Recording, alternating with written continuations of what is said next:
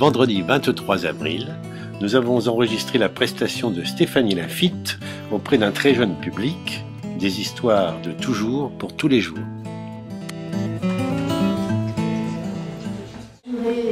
Six spectacles pour les tout petits, les jeunes enfants de 2 à 5 ans, notamment les enfants des crèches, des enfants qui sont venus avec leurs parents ou avec leurs nounous. Un mercredi matin par mois, ça s'appelait les conteries des 4 saisons. Le printemps, c'est le moment du grand réveil dans la nature. Les arbres ouvrent les portes de leurs bourgeons et ils font pousser leurs feuilles. La terre réveille les racines et les graines qu'elle a gardées au chaud tout l'hiver. Allez les filles, c'est le moment d'aller voir dehors. Pour elles, qu'elles peuvent venir.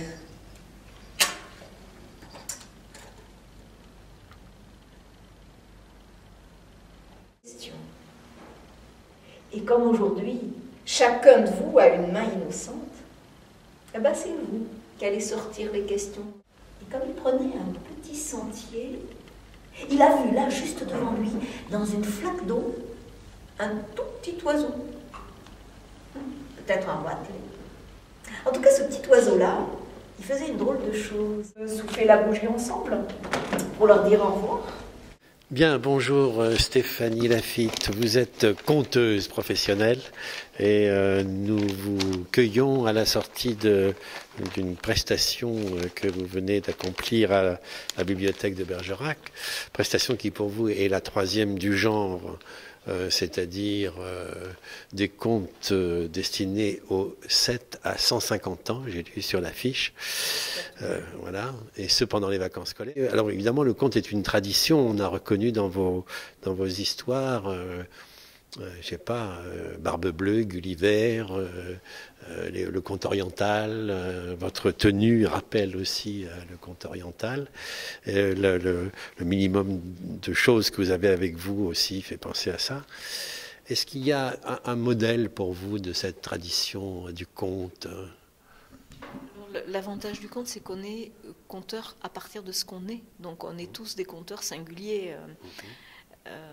Et c'est notre parole, c'est pas une parole écrite, c'est vraiment avec nos mots de tous les jours qu'on essaie de tisser, de les mettre le plus beau possible pour qu'ils racontent ces histoires-là, mais il n'y a pas donc un modèle, voilà, c'est ça.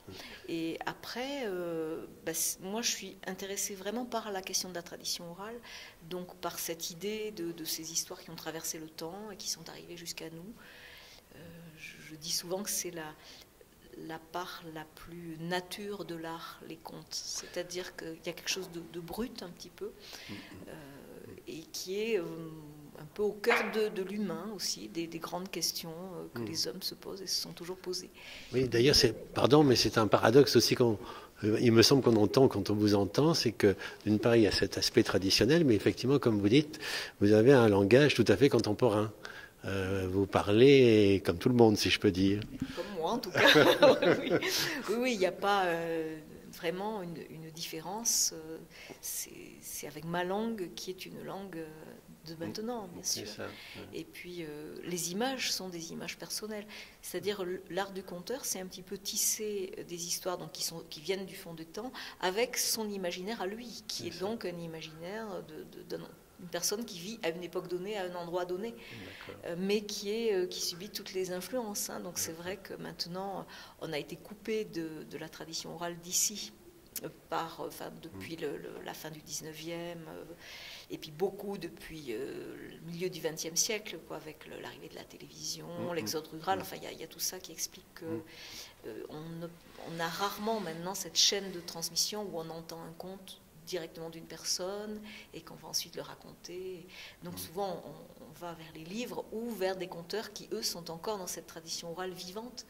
Donc beaucoup en Orient, en Asie, en Afrique, où là il y a encore cette transmission qui existe directement de conteur à conteur. Est-ce qu'il vous est arrivé d'inventer de toutes pièces un conte ? Non, je dirais que c'est pas mon propos. C'est plus un travail d'adaptation que je fais et c'est plus ça qui m'intéresse. C'est-à-dire que je trouve qu'on est limité en tant qu'individu Et je trouve qu'il y a plus de puissance à reprendre des histoires qui sont passées déjà par une foule d'individus avant moi, parce qu'il y a une empreinte de ça. Vous voyez, je suis intéressée par les traces que les contes laissent. On sent quand même, alors le mot invention est peut-être pas le meilleur, mais on sent que vous inventez quand même un petit peu, au moins dans la façon de dire, et évidemment, dans la forme, les images. Oui. Notamment le dernier conte, là, qui est un conte tout frais, qui est juste en création, on va dire. Oui, je suis partie de différentes versions. Souvent, c'est ce que je fais, c'est-à-dire, il y a un conte qui me plaît bien, puis je vais voir plusieurs versions, ou des versions cousines, et puis ensuite, je fais mes propres images, et des fois, je l'amène un petit peu ailleurs, si vous voulez. Il se promène, il ne reste pas sur ses rails. Est-ce qu'il y a ça sera peut-être la dernière question parce que vous devez être fatigué, mais est-ce qu'il y a une part, de rôle du public, de très jeune âge évidemment, mais est-ce que les enfants vous inspirent, soit dans les réactions, soit, je ne sais pas, après coup, enfin... Alors oui, tout à fait. Alors c'est très flagrant quand j'ai qu'un auditoire d'enfants et que je suis dans un rapport un peu régulier avec eux, parce que là, du coup, ils s'habituent aussi à cette forme de parole et de partage, et donc ils extériorisent beaucoup plus de choses. Là, quand c'est occasionnel, on ne se connaît pas, ils sont un peu sur leur quant à soi quand même. Mais par contre, c'est vrai que selon qu'il y a plus ou moins d'adultes selon l'âge des enfants. Ça modèle aussi les histoires. On va pas, même la même histoire, elle peut être entendue à différents niveaux, mais je ne vais pas la raconter tout à fait pareil, je ne vais pas la conduire pareil, je ne vais pas forcément avoir le même rythme si j'ai plutôt un public d'enfants ou si c'est très mélangé ou plutôt un public d'adultes. Voilà. Est-ce que vous avez des exemples de réactions comme ça du public enfantin? Au fond, je comprends que vous deviez préférer avoir seulement des enfants, parce qu'effectivement, peut-être sont-ils plus à l'aise si leur maman et leur papa ne sont pas là, je ne sais pas. Non, enfin, c'est pas que je préfère, parce que je trouve que c'est très intéressant de partager les histoires avec les enfants. Donc, moi, ça me plaît bien d'avoir un public, d'avoir l'occasion d'avoir un public mélangé. Mais par contre, c'est des fois très drôle, oui, les réactions des enfants. Ben, je sais pas, par exemple, on dit beaucoup que les contes merveilleux parlent beaucoup des relations aussi, enfants-parents. Et des questions autour aussi, des interrogations autour de la sexualité. Enfin, il y a toutes sortes de choses dans le conte merveilleux.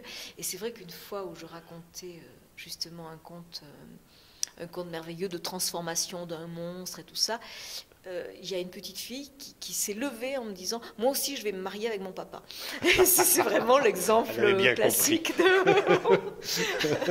Et alors qu'il n'était pas question du papa, mais elle avait entendu quelque chose. Quoi. C'est étonnant. Non, ça, c'est très bien. Bon, ben, je vous remercie beaucoup. On va vous laisser vous reposer. Et bonne chance, donc, à la compagnie... Caliconte, le joli conte. Et un musicien. D'accord, et vous êtes basé à Pessac, je crois, c'est ça? D'accord. Merci beaucoup. Merci à vous.